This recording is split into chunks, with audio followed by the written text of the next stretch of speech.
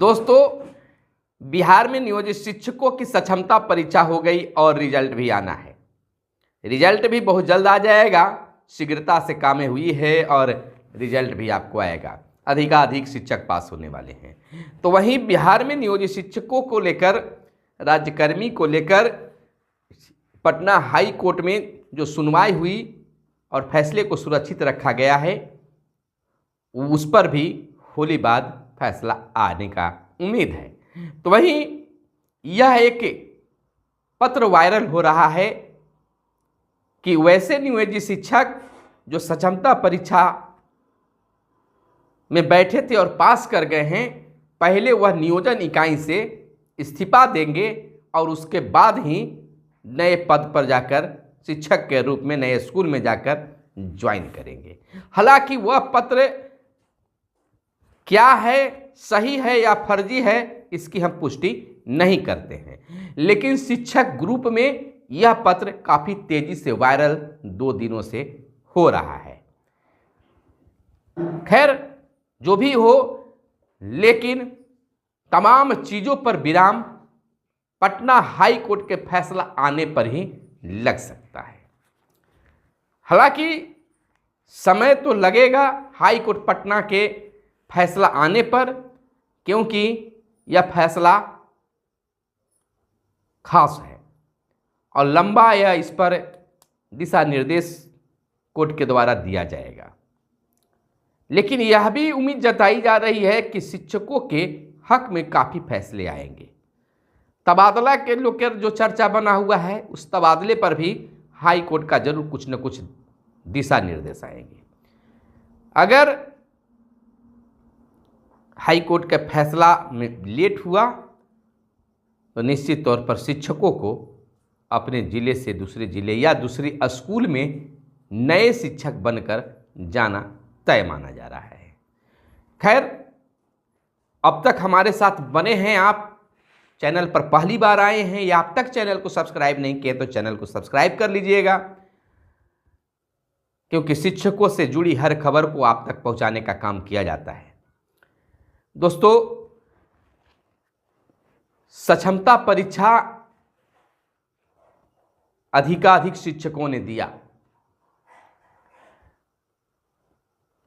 Answer की जारी की गई, जिसमें बहुत सारी त्रुटियां देखी गई और विभाग ने इसे सुधारने का भी काम किया है और अब रिजल्ट भी आने वाला है। लेकिन इसी बीच हाई कोर्ट के फैसले का भी इंतजार है और वह फैसला होली बाद आने की उम्मीद है। हम दिखाएंगे एक वीडियो जिसमें बंशीधर ब्रजवासी परिवर्तनकारी प्रारंभिक शिक्षक संघ के प्रदेश अध्यक्ष हैं, वह अपनी पूरी बात को इससे संबंधित रखने का प्रयास किया है। छुट्टियों में कटौती, होली के समय में भी शिक्षकों को ड्यूटी बजाना पड़ेगा। कई दिशा निर्देश सामने आ रहे हैं, लेकिन इसी बीच फर्जी शिक्षकों का भी मामला आ गया है, उस पर भी फैसला सुरक्षित रखा गया है। उससे भी शिक्षक, नियोजित शिक्षक कैसे बचते हैं, यह तो अब कोर्ट पर ही आधारित है। लेकिन उससे पहले हम आपको बता दें कि प्रदेश अध्यक्ष बंशीधर ब्रजवासी की बातें सुनिए, वह क्या कुछ कहते हैं और आपका क्या विचार है, उनके सुनने के बाद कमेंट करके ज़रूर बताइएगा। देखिए इस वीडियो को और समझिए कि सक्षमता परीक्षा देने वाले और नहीं देने वाले, हाई कोर्ट के फैसला और क्या कुछ है, इन चीज़ों को उसमें पूरी तरह से क्लियर किया गया है। तो देखिए ब्रजवासी जी के खास अपने विचार को। शिक्षकों में काफ़ी बेताबी, काफ़ी बेचैनी है और सभी लोग बहुत बेसब्री से इंतज़ार कर रहे हैं कि उच्च न्यायालय हमारे पक्ष में क्या फैसला हम लोगों को पारित करेगा। तो मैं पहले ही कहा था, हमने एक टेंटेटिव बताया था कि बीच में जो छुट्टी थी उसके बाद में हमने कहा था कि उसके बाद हो सकता है कि उच्च न्यायालय फैसला दे दे, लेकिन इसके साथ साथ मैंने ये भी कहा था कि हो सकता है कि इतनी जल्दी में फैसला न भी आए, होली के बाद भी जा सकता है। तो अब तो होली के बाद ही फैसला आने की उम्मीद है, क्योंकि हम जो उम्मीद कर रहे हैं कि फैसला कोई छोटा और संक्षिप्त फैसला नहीं आने जा रहा है। जो भी उच्च न्यायालय का जजमेंट होगा वह जजमेंट बहुत लंबा चौड़ा होगा और अमूमन मुझे लगता है कि वो सैकड़ों पेज का हो सकता है। तो ऐसी स्थिति में एक बड़ा जजमेंट लिखने के लिए माननीय न्यायाधीश लोगों को भी समय चाहिए, इसलिए वक्त लग रहा है। इसलिए किसी शिक्षक को बहुत घबराने की और बेचैन होने की ज़रूरत नहीं है। बहुत सारे लोग ऐसा कमेंट कर रहे हैं कि सुप्रीम कोर्ट में ही फैसला रिजर्व था इसलिए हम लोग के खिलाफ में आ गया। फैसला आपके पक्ष में आएगा या विपक्ष में आएगा, इसका रिजर्व में रखने से कोई लेना देना नहीं है। रिजर्व में फैसला इसलिए रखा जाता है क्योंकि अदालत को लगता है कि इसमें और भी कुछ विचार विमर्श करके और बेहतर जजमेंट पास करे और लंबा चौड़ा लिखना होता है तो समय लगता है, ये चीज़ है। लेकिन फैसला आ जाएगा, हमें विश्वास है कि जल्द ही आएगा फैसला। फैसले से शिक्षकों को क्या फ़ायदे मिल सकते हैं? देखिए, जहाँ तक मुझे यह बात समझ में आ रही है, जो अदालत में जो सुनवाई हुई है उस सुनवाई के दौरान जो बातें आई है उसके आधार पर मैं यह कह सकता हूँ कि निश्चित रूप से यह विचार कर रहा है हाई कोर्ट इस मुद्दे को लेकर के कि जो पंचायती राज के तहत, जो कॉन्स्टिट्यूशन के आर्टिकल 243G के तहत जो पंचायती राज को पावर मिला हुआ है उसमें कोई इंटरफेरेंस नहीं हो। ये चीज़ मुझे लग रहा है कि निश्चित रूप से वह कह देगा कि जो पंचायती राज स्थानीय निकाय के तहत जो नियुक्त शिक्षक हैं उनको आप 309 के तहत आप उसको सुपरसीड नहीं कर सकते हैं। उनको जो भी सुविधा मिली हुई है उसको आप कम नहीं कर सकते हैं। एक चीज़ तो ये हो जाना तय है। दूसरी बात है कि जो जिला अपीलीय प्राधिकार पर भी बातें चली थी वहाँ पर, तो कोर्ट ने यह पूछा था कि 243G के तहत जो नियमावली बनी और उसमें यह व्यवस्था की गई कि जिला स्तर पर शिक्षकों की शिकायत सुनने के लिए वहाँ जिला अपीलीय प्राधिकार होगा, तो अपीलीय प्राधिकार को आप कैसे खत्म कर रहे हैं? तो उस पर सरकार की ओर से बात आई थी कि ये अनजाने में हो गया, गलती से हो गया, हम इसको विड्रॉ कर लेंगे। सर, वहाँ पर गलती एक्सेप्ट किया गया है। तो निश्चित रूप से हमें लगता है कि ये अपीलीय प्राधिकार की जो बात है, अपीलीय प्राधिकार वह यथास्थिति में बना रहेगा, वो निश्चित रूप से कोर्ट इसमें इंटरफेयर कर देगा। अब रही बात की शिक्षकों को इस बात का संशय हो सकता है कि आखिर जब पंचायती राज के तहत जो नियुक्त हैं उनको यथास्थिति में ही छोड़ दिया जाएगा तो हमें राज्यकर्मी का दर्जा मिलेगा या नहीं।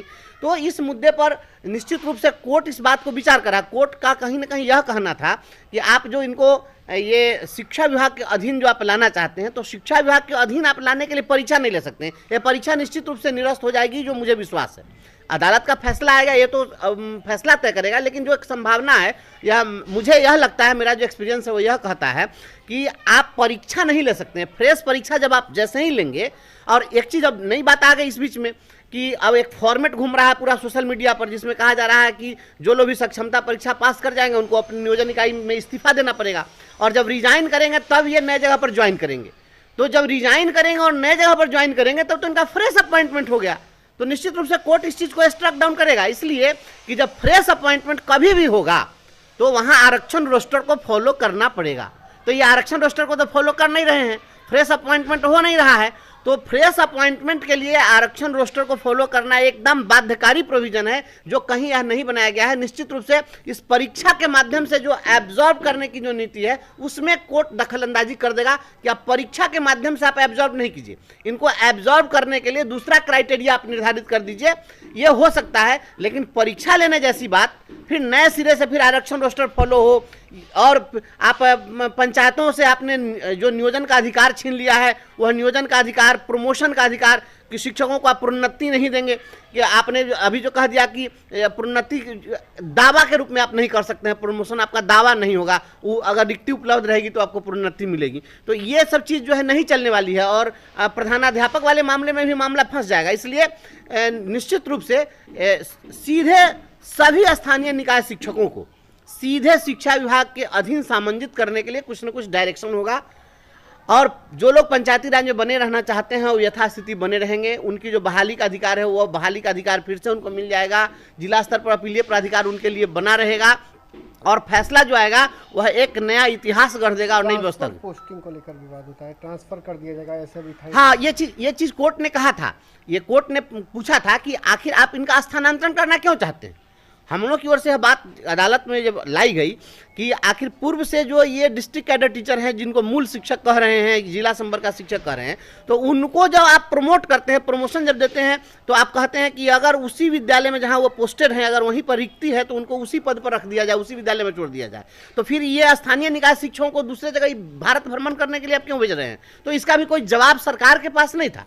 तो निश्चित रूप से ये स्थानांतरण की जो पॉलिसी है, ये भी एकदम रेगुलर टीचर की तरह ना कहीं ये कोर्ट का डायरेक्शन होगा कि आप स्थानांतरण नहीं कर सकते हैं, और करेंगे तो यदि आप कह रहे हैं कि शिक्षा विभाग के अधीन हम उनको राज्यकर्मी बना रहे हैं, तो पहले के जो राज्यकर्मी हैं उनके लिए और बाद के जो राज्यकर्मी हैं उनके लिए ये अलग अलग नहीं सकता है। जब राज्यकर्मी ही आप बना रहे हैं तो सबको तो एक प्लेटफॉर्म पर लाना मकसद है कि राज्यकर्मी में भी class with in class create कीजिएगा, एक समूह में फिर समूह बनाइएगा, ग्रुप में ग्रुप बना दीजिएगा। तो क्या कैसा राजकर्मी होगा? एगो मोटका राजकर्मी, एगो पतरका राजकर्मी, एगो बड़का राजकर्मी, एगो छोटका राजकर्मी। अरे जब बनाना ही है सबको और डिस्ट्रिक्ट कैडर ही बनाना है तो सबको एक सुविधा देनी होगी। तो उनके लिए स्वैच्छिक स्थानांतरण है तो इनके लिए स्वैच्छिक स्थानांतरण की बात होगी। और इन तमाम चीज़ों पर कोर्ट सुन करके और सभी बातों पर कोर्ट का विचार है निश्चित रूप से, क्योंकि कोर्ट ने बहुत गंभीरता से सुना है। तो हमें लगता है कि जो कोर्ट का जजमेंट होगा उसमें इन तमाम सवालों पर टिप्पणी होगी और एक बेहतर गाइडलाइन होगा सरकार के लिए। काफ़ी लंबे वक्त से शिक्षक इसका इंतजार कर रहे हैं, सक्षमता परीक्षा के नतीजे भी आने वाले हैं।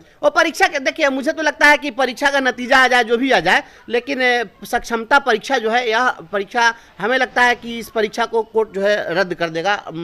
ये परीक्षा का चूँकि कोई औचित्य नहीं है और परीक्षा जो है यह कानूनी रूप से वैध भी नहीं होगा, इसलिए हमें लगता है कि निश्चित रूप से कोर्ट इस चीज़ में दखल देगा और ये परीक्षा जो है इनकी निरस्त हो जाएगी। फैसला आने में कब तक का समय? फैसला हमें लगता है कि होली के तुरंत बाद फैसला आ जाना चाहिए, क्योंकि होली की छुट्टी होगी और ये सब जो कुछ होंगे तो उसमें और कुछ एक्सरसाइज चल रहा होगा, तो जल्द ही फैसला आना चाहिए। अदालत बहुत ज़्यादा टाल मटोल नहीं करेगा इसमें, कोर्ट सीरियस है इस इशू को लेकर के, इसलिए निश्चित रूप से जल्द ही फैसला आएगा।